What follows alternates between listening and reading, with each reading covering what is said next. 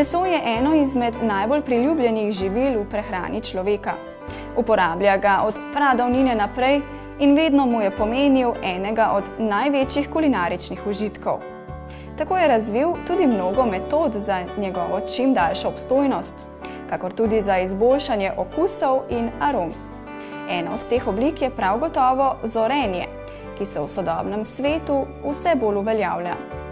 Zoreno meso, poleg tega, da je bolj okusno, dosega precej višje cene na tržišču, kar je še dodatna spodbuda za pridelovalce.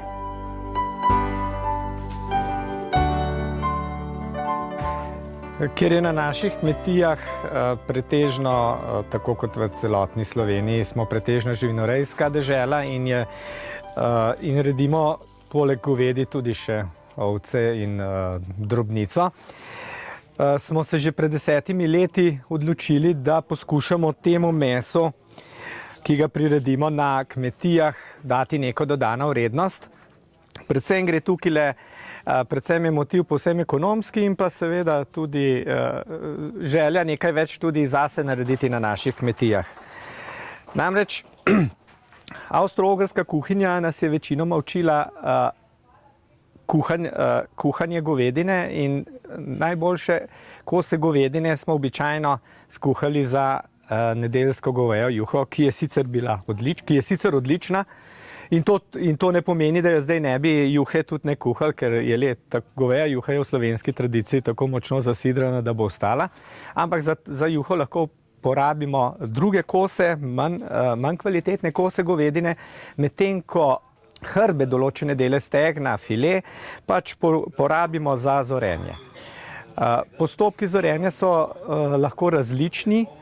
Mi smo danes tukaj predstavili postopek zorenja z vakuumiranjem in potem s hlajenjem v komorah. Goveje meso razsekamo na manjše kose, 2 do 3 kile, jih zvakuumiramo in potem postavimo v za to namenjene hladilne komore. Namreč ni vsak hladilnik v redu, sploh ne domač, kajti domač hladilnik se odpira dnevno in tu temperatura preveč niha. Je pa to zorenje v vakuumu predvsem primerno za kmetije, tudi za domačo uporabo, kajti nekaj kosov mesa v končni fazi lahko tudi zorimo v domačem hladilniku, s tem, da pa stalno kontroliramo.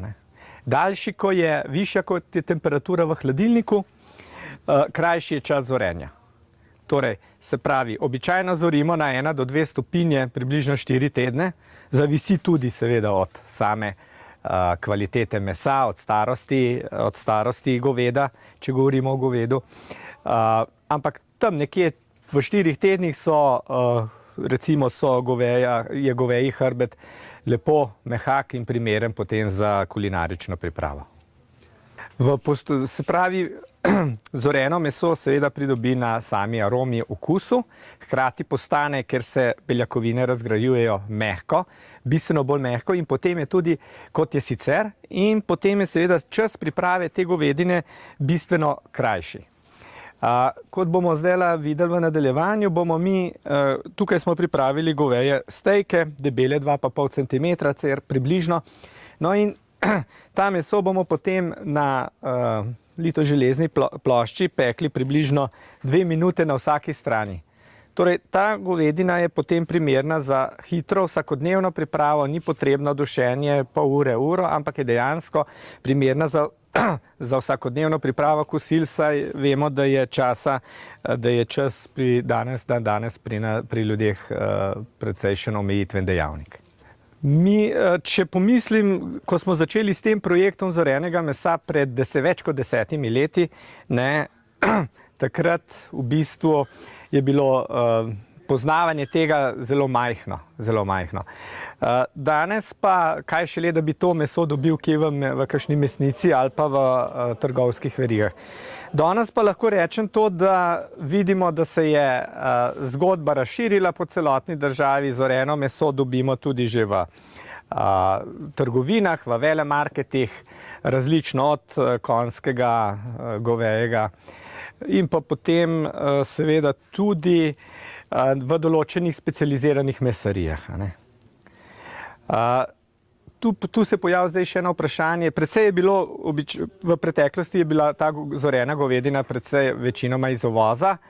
Argentine, Avstralije, tudi danes še prihaja, predvsem določene pasme, po določenih pasmah je večje povpraševanje, ker so mogoče, meso je bolj marmorirano in s tem, ker je bolj marmorirano, je tudi bolj okusno, saj vemo, da maščoba daje meso okus.